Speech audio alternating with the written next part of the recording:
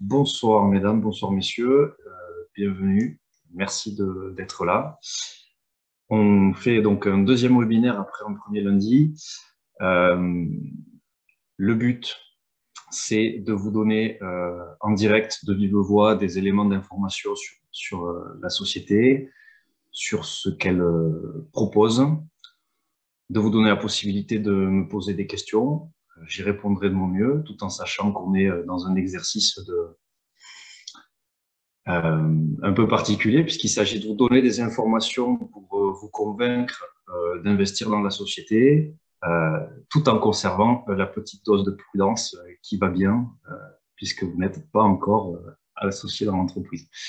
Donc, je répondrai sans jamais vous mentir, mais je serai parfois peut-être un petit peu élusif sur certains points. Je propose, avant de commencer et de vous expliquer le plan de mon propos, que Frédéric Bernard de WICIT fasse une petite intro, comme il l'a fait lundi. Oui, avec plaisir. Merci Romain. Bonjour à tous. Je suis ravi de vous accueillir sur ce webinaire aux côtés de Romain. Donc effectivement, juste pour vous rappeler que voilà, j'ai accompagné en tant que business développeur Romain au tout début de cette campagne de financement participatif. Et je voulais rappeler en fait tous les éléments de sélection qui font qu'un projet, à partir de sa détection jusqu'à sa collecte sur notre plateforme, voilà, tout le cheminement qui a été parcouru, toute la sélection en fait qui a été mise en place. Donc, il y a tout d'abord effectivement une revue de projet qui vient s'assurer que le projet répond à notre politique d'investissement. Ensuite, il y a une deuxième étape d'audit approfondie sur les aspects juridiques, financiers et techniques du projet qui est réalisée. Voilà, qui permet effectivement au comité d'engagement de se positionner sur les conditions d'intervention sur le projet.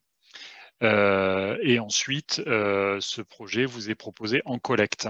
Alors, sur le projet de gaz de ferme, je rappelle qu'il y a eu également une phase de vote qui a permis de valider l'intérêt de notre communauté, donc votre intérêt potentiellement ou l'intérêt des autres investisseurs de WICID, de l'intérêt du projet pour une opération de financement. Voilà. Donc ces trois étapes de sélection ont été franchies par Gaz de Ferme et nous sommes heureux aujourd'hui de vous le proposer du coup en financement. Merci. Je précise juste, je suis là aussi pour répondre à vos questions, si vous en avez, sur le fonctionnement de la plateforme WICIT, sur comment éventuellement vous inscrire ou voilà, vous mettre en relation avec notre service investisseur. S'il y a des difficultés, n'hésitez pas à nous questionner dans le chat à ce sujet-là également. Ok, parfait, merci. Donc, je vais vous expliquer le plan de ce que j'entends vous raconter ce soir et puis comment on va discuter.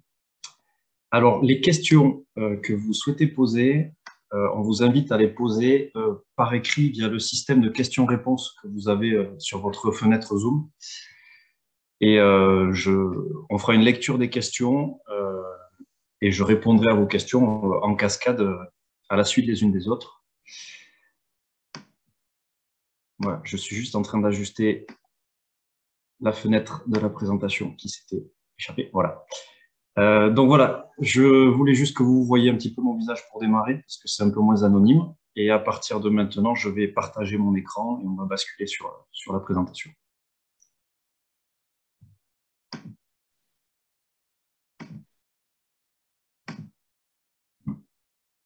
OK. Je règle l'affichage.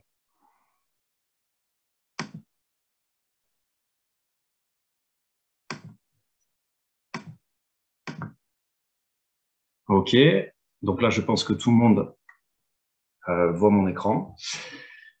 Donc, juste pour préciser, on a coupé le contenu de notre présentation en 2 webinaires thématiques. Donc, lundi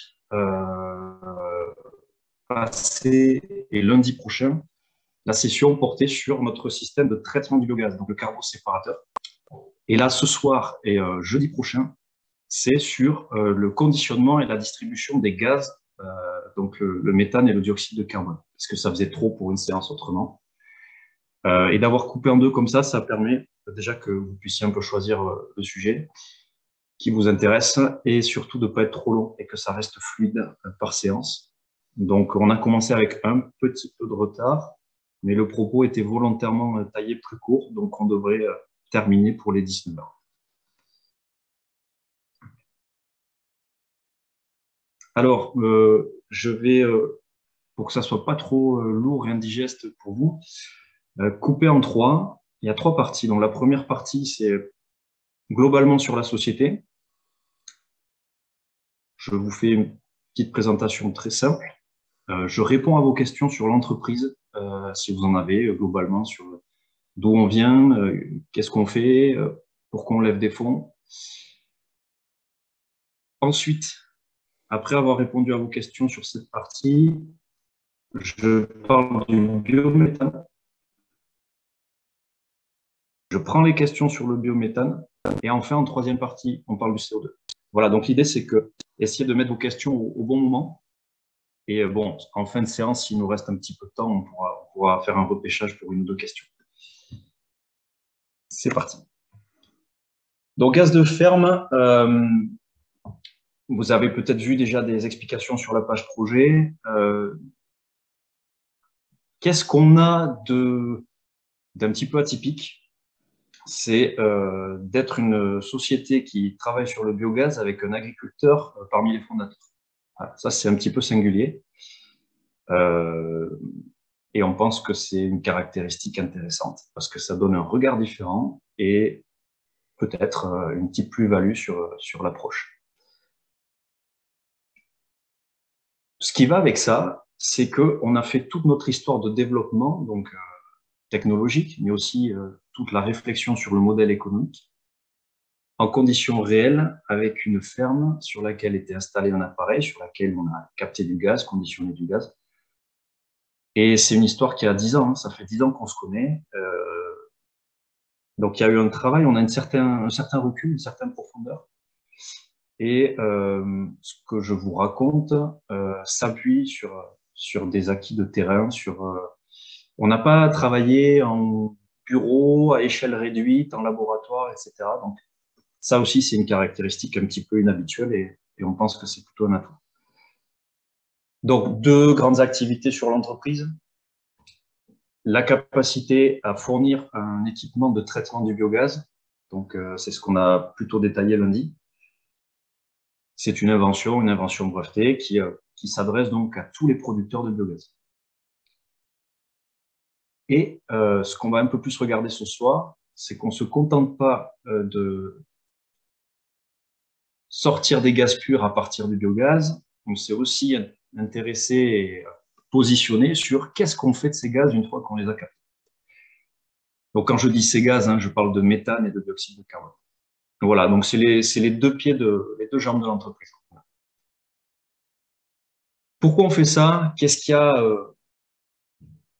comme motivation derrière?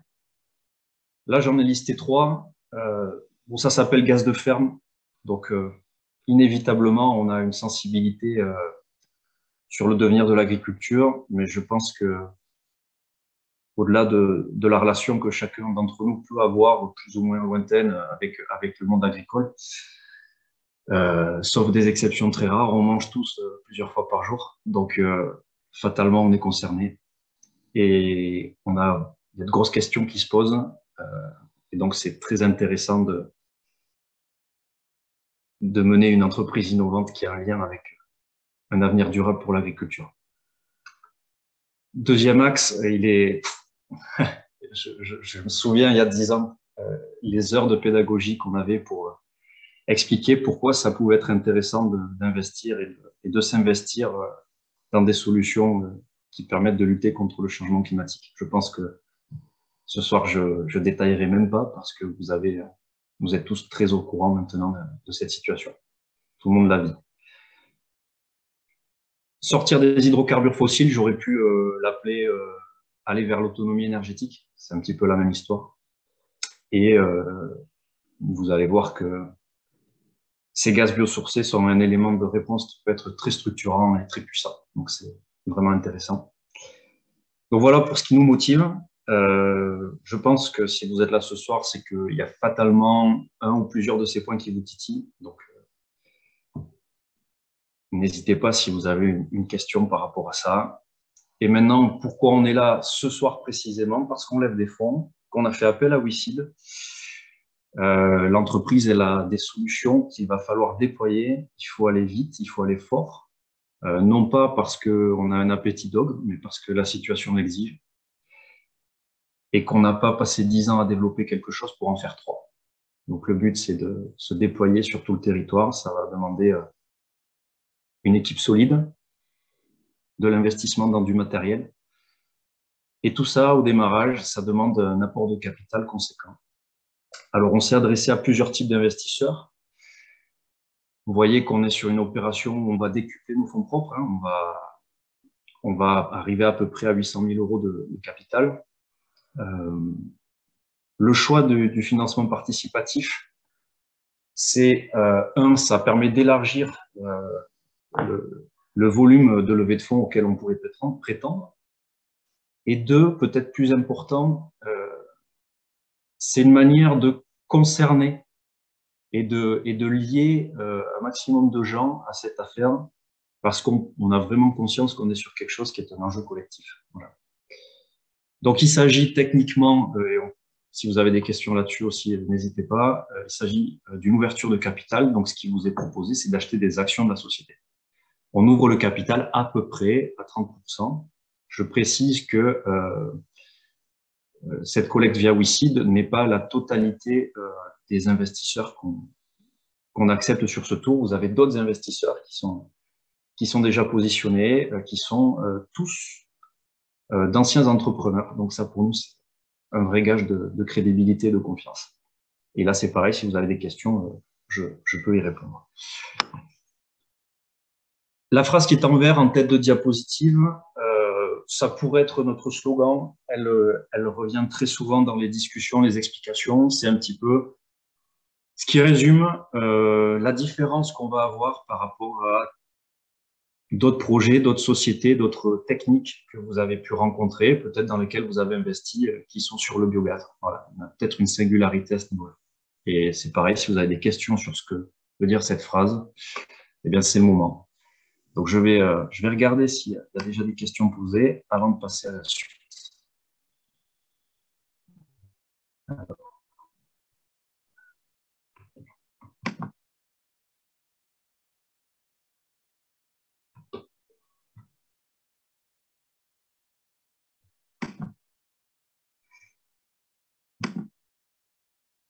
Alors, oui, alors une question un peu taquine.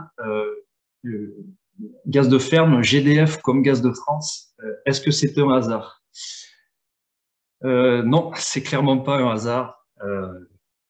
Toujours difficile de choisir un nom. Donc, on avait des mots-clés, on avait mis ça sur un tableau blanc. Il y avait gaz, il y avait ferme, et puis plein d'autres, bio, carbone, je me souviens plus exactement. Et puis l'un d'entre nous a dit, mais si on fait gaz de ferme, ça fait GDF, c'est rigolo, et ça va être facile à mémoriser. Donc non, on est un petit peu taquin, donc c'était volontaire. On s'est dit, allez, on va se donner un rêve parce qu'il en faut. On va se dire, est-ce que le GDF du XXe siècle, c'était du gaz fossile, c'était gaz de France. Le GDF du XXIe siècle, c'est du gaz de ferme. Voilà, donc ça vient de là. Alors, est-ce qu'on a une autre question? Bon, pas de question, pas de deuxième question à ce stade, donc je vais reprendre le partage d'écran et je vais passer à la partie sur le méthane.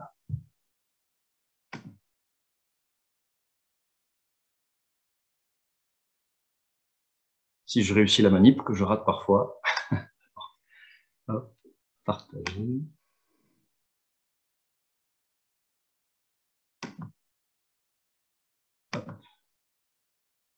Voilà, là, normalement, on est reparti.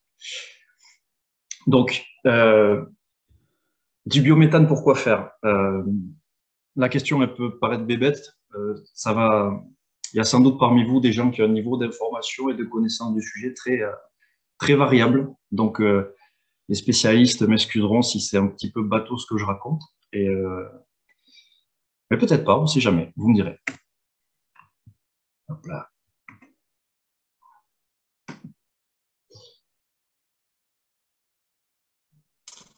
Il y a d'abord une notion de contexte qu'il faut poser un petit peu. Quand on dit du biométhane, pourquoi faire il faut se demander quelle est la situation actuelle et quelles sont les perspectives. Il y a des raisons de fond très fortes qui font que le biométhane est un sujet d'intérêt. Là, j'en ai listé 4. Le dérèglement climatique, il y a 2 choses derrière ça. Il y a le fait que le méthane c'est le 2e gaz responsable de l'effet de serre. Ce qui n'est pas un problème en soi, hein, qui est une condition nécessaire à la vie, qui est une très belle chose, l'effet de serre, sinon on se gèlerait sévère sur la planète. Mais ouais, comme vous le savez, on a un petit souci, c'est qu'on a tendance à augmenter cet effet de serre de par les activités humaines. Et donc, quand on raconte qu'on travaille avec du méthane et du dioxyde de carbone, il y a parfois un petit moment de flottement dans l'auditoire en disant mais en fait, vous manipulez des problèmes. Oui, on manipule des gaz qui sont au cœur d'un problème, mais justement, tout ce qu'on propose de faire, c'est pour diminuer ce problème. Le dérèglement climatique, il vient du fait que le méthane en question, il était stocké, caché, et qu'il est libéré. C'est le cas, par exemple, quand il y a un piratage sur un gazoduc, bon, ça c'est un peu anecdotique, c'est le cas surtout quand vous avez des sols gelés qui se réchauffent. Voilà. Et donc, travailler sur un approvisionnement renouvelable en méthane, c'est forcément quelque chose de très important. Et c'est ce qui fait qu'il y a un fort intérêt sur ce sujet. Hydrocarbures renouvelables, ça peut paraître un peu paradoxal, c'est quelque chose que j'aime bien répéter. Le méthane, ça a tous les avantages des hydrocarbures, c'est-à-dire ça se brûle bien, ça fait marcher des moteurs à explosion, ça se stocke, ça se transporte. On récupère tout le savoir-faire qu'on a acquis sur les hydrocarbures fossiles, mais ça n'a pas les inconvénients. Le biométhane, du fait qu'il est renouvelable, il n'apporte pas cet effet négatif sur le climat.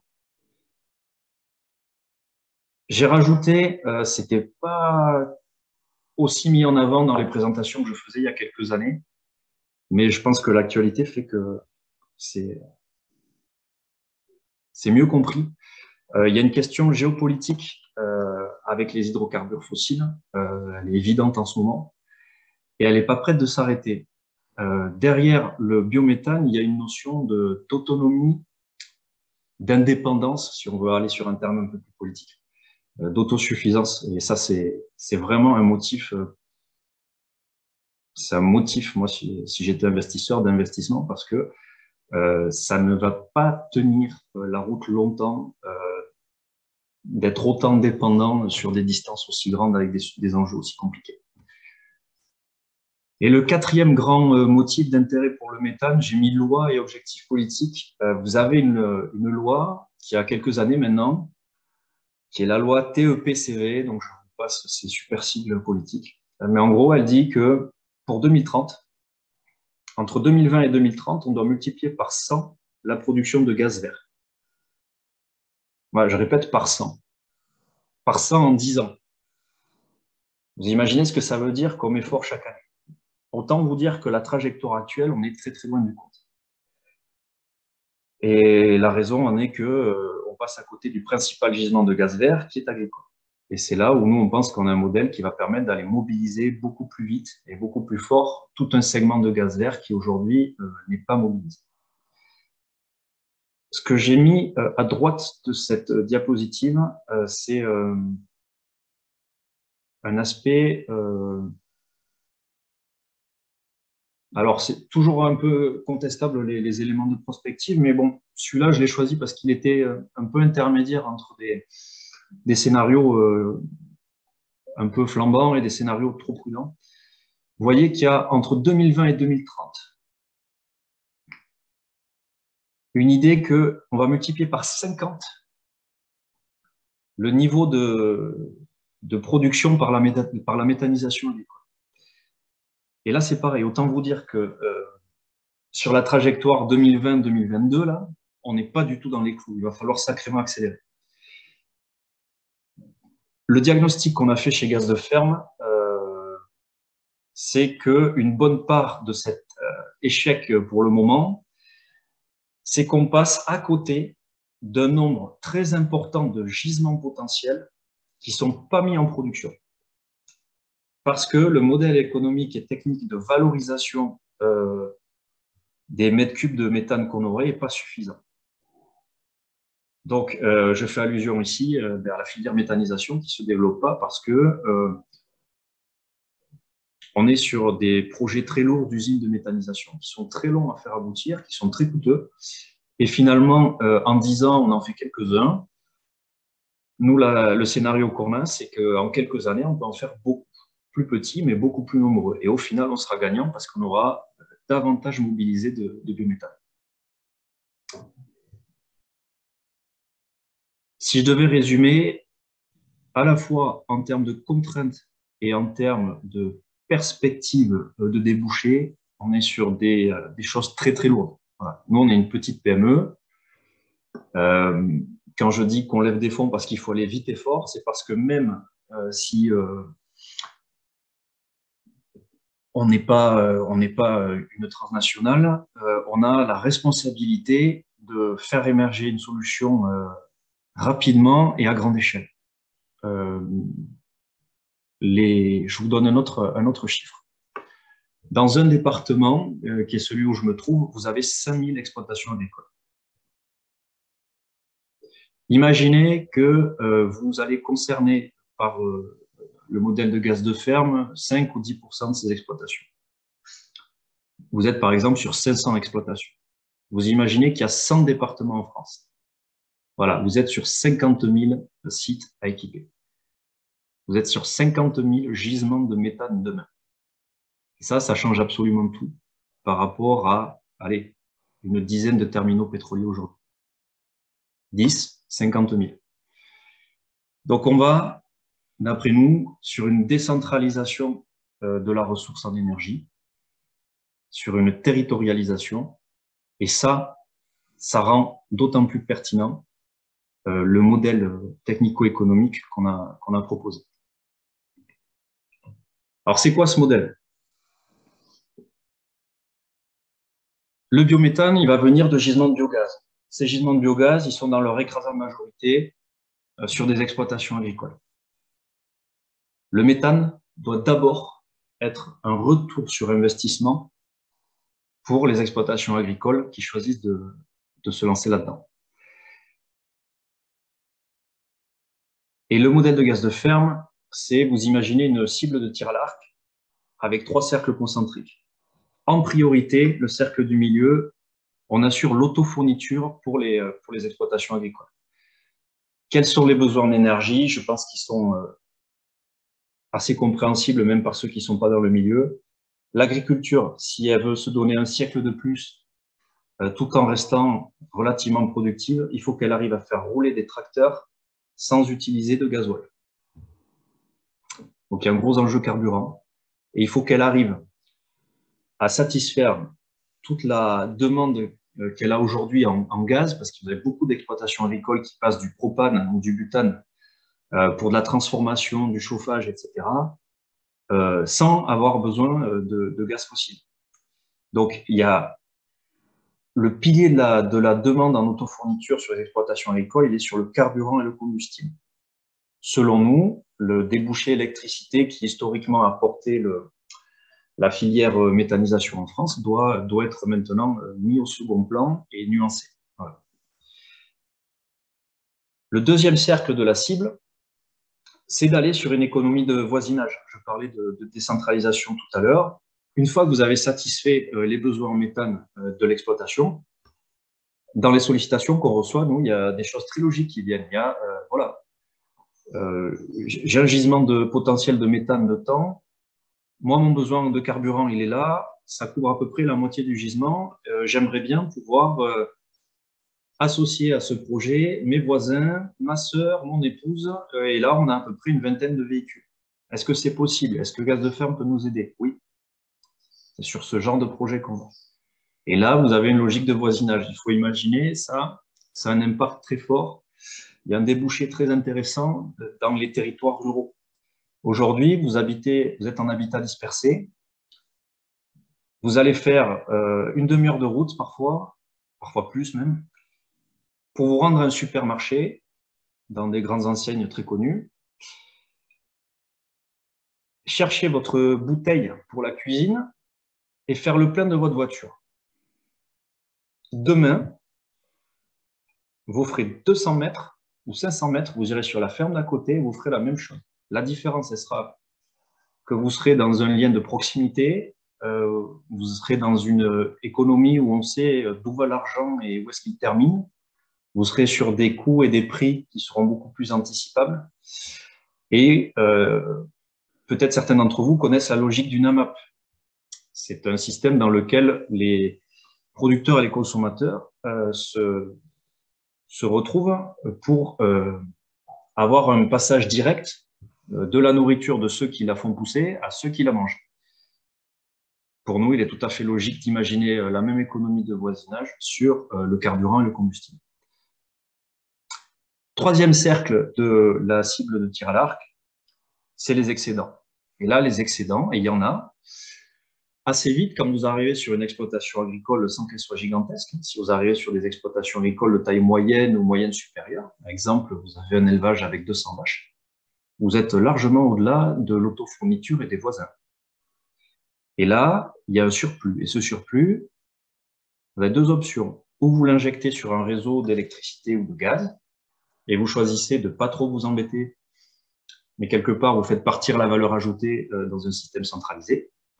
Ou alors, vous dites, on peut aller chercher une meilleure valeur ajoutée sur ce volume de gaz-là, mais il faut savoir le commercialiser. Quel est le rôle de gaz de ferme sur le biométhane? Donc, on a bien dit qu'il allait profiter aux producteurs de biogaz. Donc, ça veut dire que le produit de l'autofourniture et des ventes leur est destiné. Ce qui manque là, pour que ça marche bien, c'est un support technique. C'est-à-dire qu'un agriculteur me dit, ah, c'est super, je vais avoir la machine de gaz de ferme derrière mes digesteurs, je vais maintenant savoir faire du méthane qualité carburant. Oui, mais carburant, comment on fait le compresseur, le stockage, la pompe? Vous connaissez quelqu'un? Voilà. Donc là, le rôle de gaz de ferme, c'est d'être le support technique. Ce qui va avec, fatalement, si on veut être cohérent et pertinent, c'est un support commercial. C'est-à-dire que dans la vision qu'on a, demain, le biométhane à la ferme, le gaz des champs, c'est un signe de qualité, c'est une marque qui va fédérer tout le monde et qui va permettre à tout le monde de veiller à ce que les prix de commercialisation des excédents soient satisfaisants et que le signe de qualité soit porteur. Ça veut dire qu'on va mutualiser la rémunération d'un commercial, etc., etc. C'est quelque chose sur lequel on travaille déjà nous, depuis un moment et qui doit permettre de rendre réaliste le fait d'avoir demain des dizaines et des dizaines d'agriculteurs éparpillés sur le territoire qui ont chacun un petit bout d'excédent à commercialiser. Il faut le faire connaître, il faut être efficace, il faut négocier les approvisionnements, etc. Voilà le rôle de gaz de ferme, c'est d'apporter un support pour s'assurer que ce débouché méthane soit dynamique pour nos partenaires producteurs de biogaz et que donc durablement, ils soient contents d'avoir nos machines et d'être à nos côtés. Voilà. Donc avant de glisser sur la partie dioxyde de carbone, je vais à nouveau m'interrompre et regarder si on a des questions.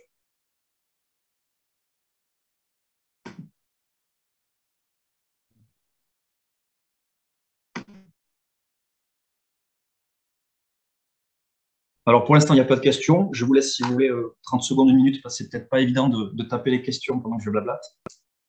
Donc, je bois un petit coup et s'il y a quelqu'un a une question, allez-y. N'hésitez pas à la poser sur le métal.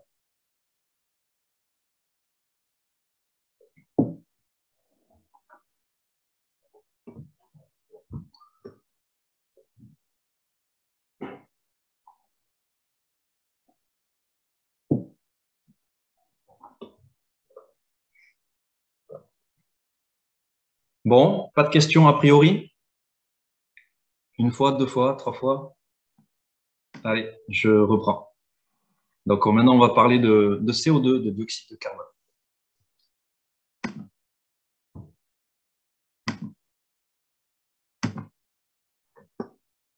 Donc même plan, hein, pourquoi le CO2 et comment on s'y prend?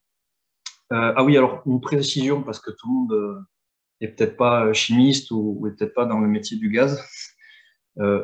CO2, dioxyde de carbone, gaz carbonique, c'est la même chose. Voilà, ça va peut-être mieux en le disant.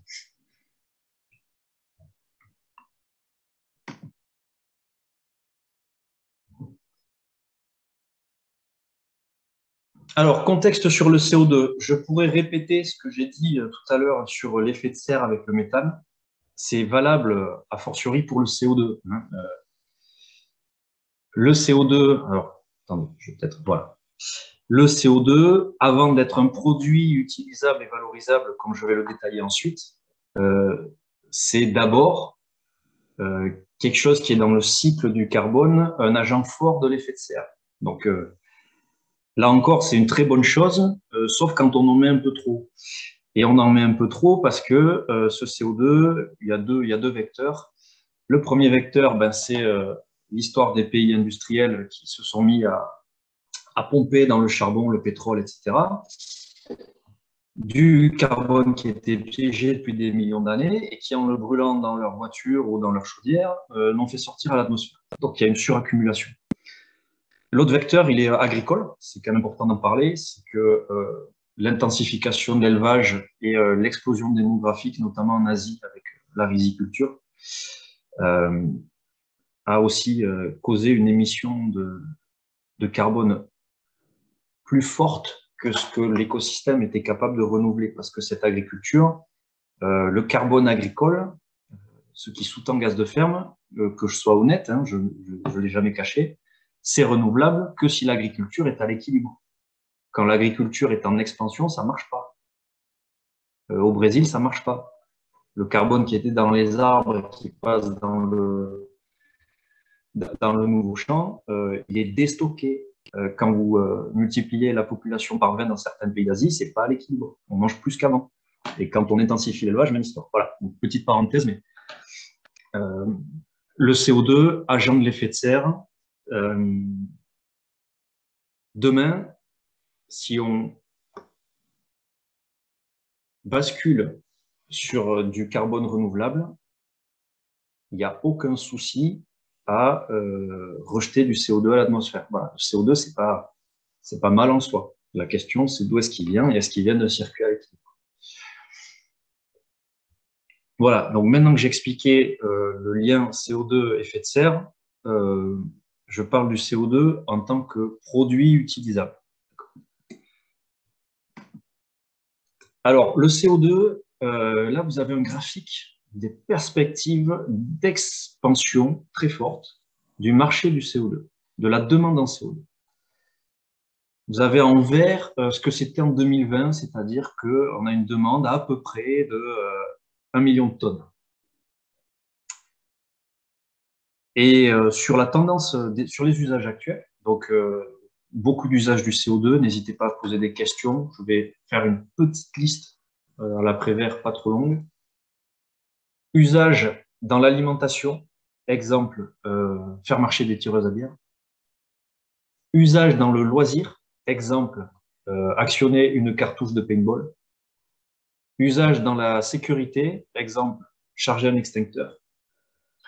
Usage dans l'artisanat, exemple, faire marcher un poste à souder.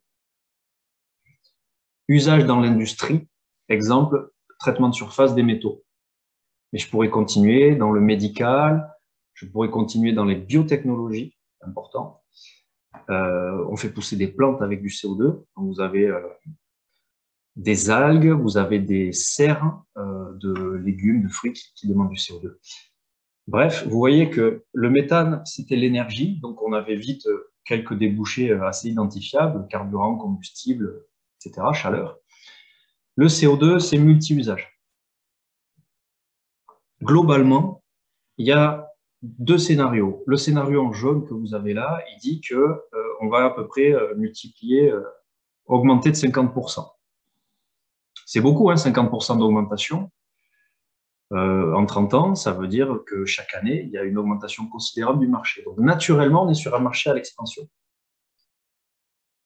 Ce qui est encore plus intéressant, c'est le marché en violet. Ça, c'est basé sur un scénario assez fouillé qui dit que le CO2 va être employé pour de nouveaux usages qui ne sont pas encore développés aujourd'hui et que ces nouveaux usages vont faire exploser la demande en CO2. Qu'est-ce qu'il y a derrière ça? Vous avez le développement des biotechnologies. Donc, je vous donne un exemple qui est un peu tendance, c'est la culture d'algues. Voilà.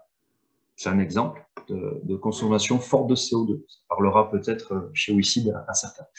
Un autre exemple, c'est la substitution de produits toxiques pour la santé ou pour l'environnement dans plusieurs domaines, dans la climatisation, dans la chimie.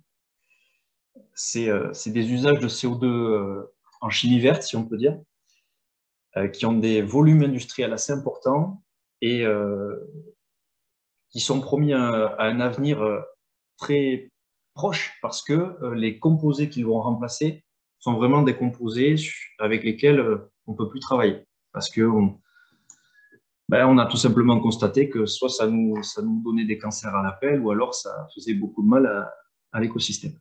Voilà. Voilà pour le paysage du CO2. Je voulais un peu m'appesantir là-dessus parce que souvent on me regarde avec des grands yeux, vous vendez du CO2, mais quelle drôle d'idée. Voilà. Donc le CO2, c'est un produit où il y a beaucoup de marchés, où il y a encore très peu, en face de ça, il y a très peu d'offres. Il y a très peu de diversité d'offres. Le CO2, c'est quelques acteurs que vous connaissez tous, même si vous êtes moine dans une grotte. Vous avez entendu parler de Air Liquide, je pense au moins une fois dans votre vie. Vous avez son homologue allemand qui est Linde, etc. Il n'y a pas de problème à les citer parce que c'est un oligopole, il n'y a que. Et aujourd'hui, vous avez régulièrement, tous les 6 mois ou tous les 1 an, une crise d'approvisionnement du CO2. On est dans une là, depuis quelques semaines. C'est-à-dire que les gens ne trouvent pas de CO2, appellent leurs fournisseurs, il n'y en a plus. Voilà, donc ce gaz qui est trop nombreux, trop abondant dans l'atmosphère, qui nous fait des problèmes, en même temps, pour ce pourquoi on en a vraiment besoin, on ne le trouve pas. Donc, la proposition de gaz de ferme d'aller chercher du CO2 renouvelable sur une filière agricole, c'est un double effet. C'est qu'on va aller neutraliser le problème d'effet de serre d'accumulation du CO2 excessif, puisqu'on ne va plus avoir à recours à du carbone fossile. Et on va s'en servir pour aller satisfaire des besoins où on remplace des composés toxiques pour la santé et l'environnement. Donc, il y a vraiment quelque chose de... Il y a un appel d'air, un appel de CO2 qui est très important. Voilà, c'est très prometteur. Ça, je pense que n'importe qui ayant la fibre investisseur se doute qu'il y a quelque chose de fort qui se joue. Et aujourd'hui, sur l'offre CO2, vous avez encore à peu près personne. Voilà. Pas de nouveaux acteurs, peu d'innovation, peu de diversité. Et les acteurs qui sont présents sur le marché n'ont pas encore bien mis en avant les sources de CO2 renouvelables quand ils en ont. Et même quand ils en ont, c'est limité. La preuve, c'est qu'ils n'arrivent pas à satisfaire la demande aujourd'hui. Et cette demande va peut-être se multiplier par 30. Tout ça me fait dire que ce n'est pas forcément une idée stupide d'investir dans une boîte qui veut commercialiser du CO2. Alors là, il y a une illustration qui a sauté, mais c'est pas grave, je voulais la présenter quand même. Voilà, ça c'est un exemple de ce qu'on fait aujourd'hui.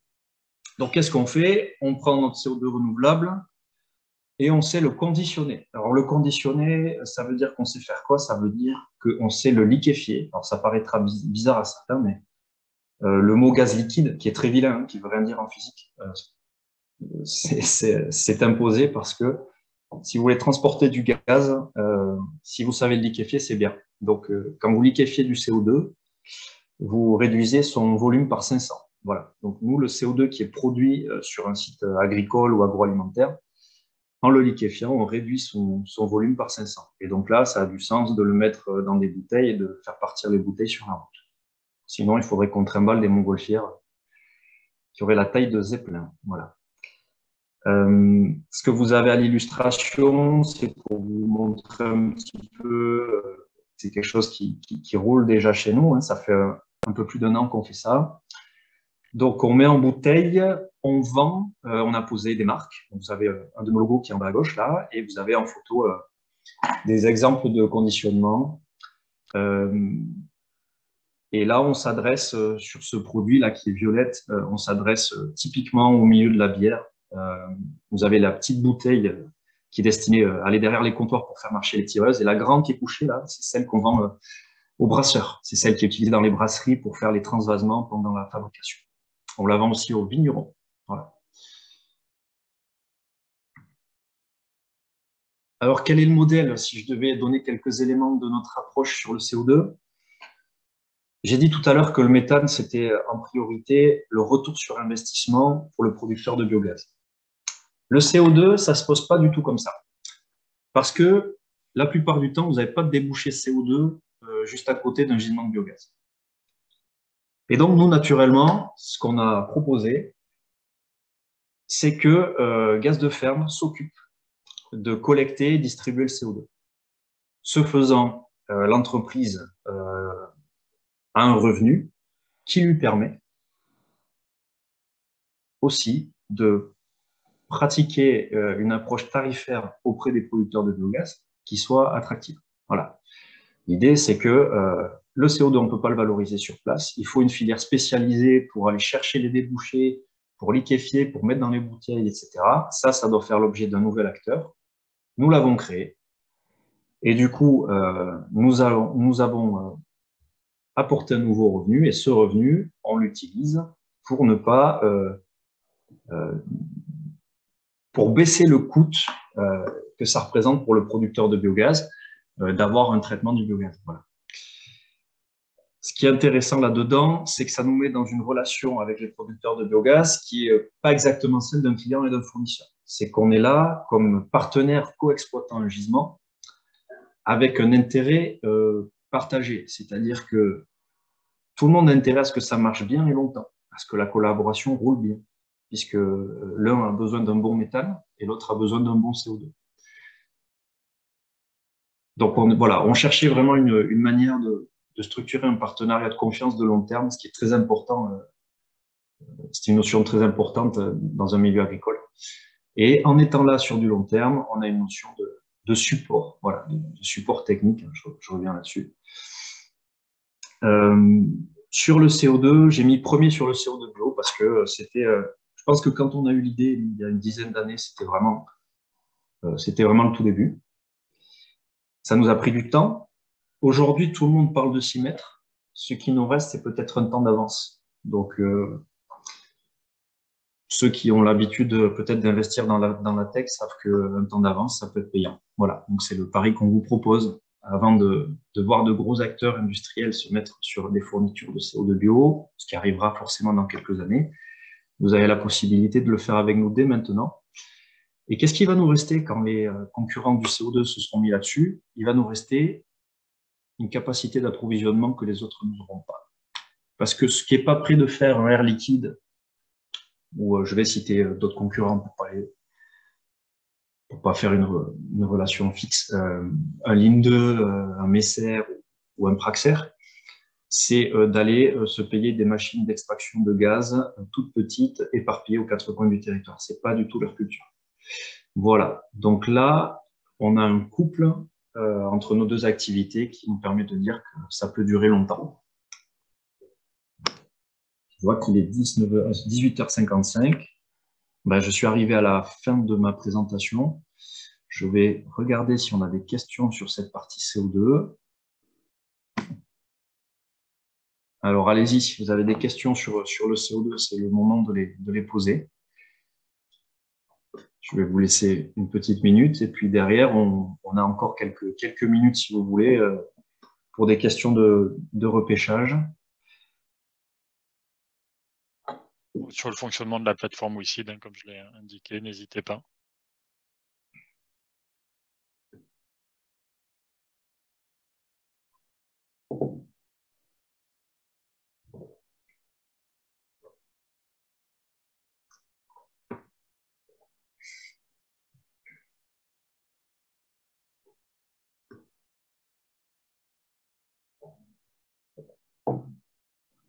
Alors, pour l'instant, on n'a pas de questions. J'avais prévu, en fin de diapo, de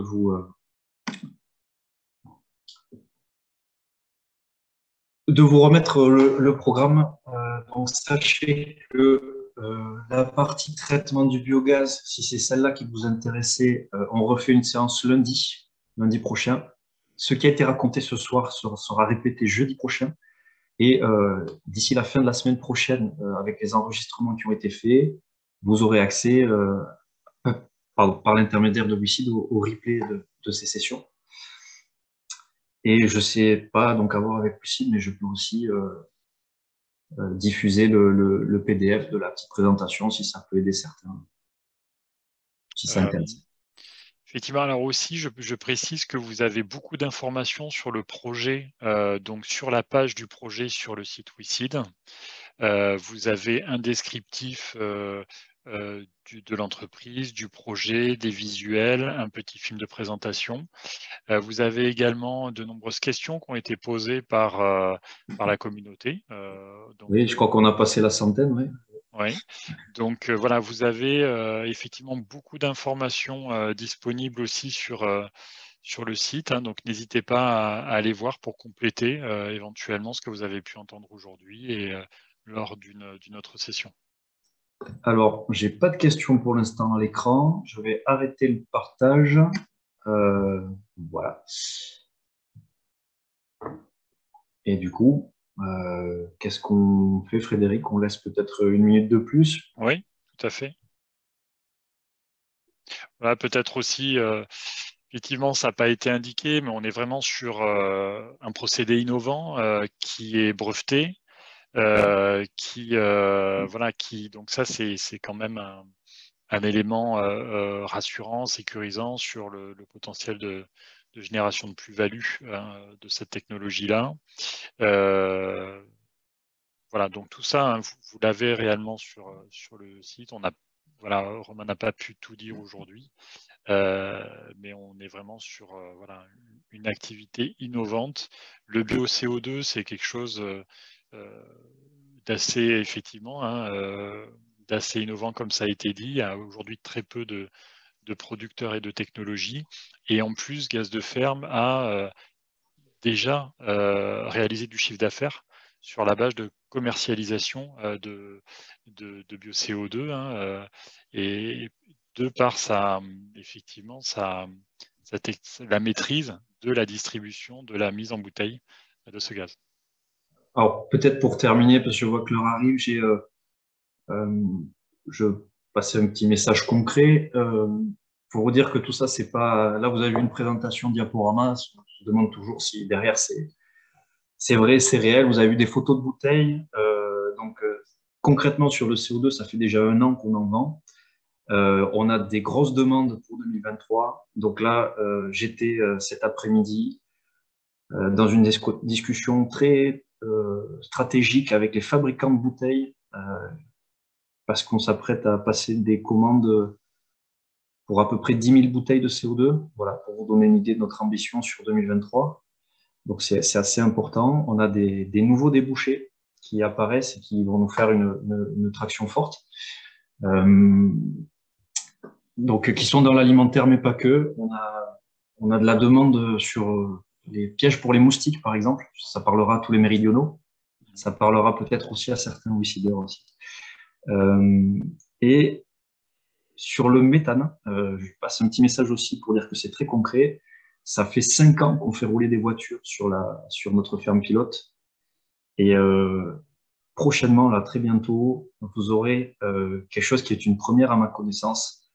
Sur un élevage de 300 brebis, une station de biométhane qui sera mise au bord de la route départementale qui est juste à côté de la bergerie.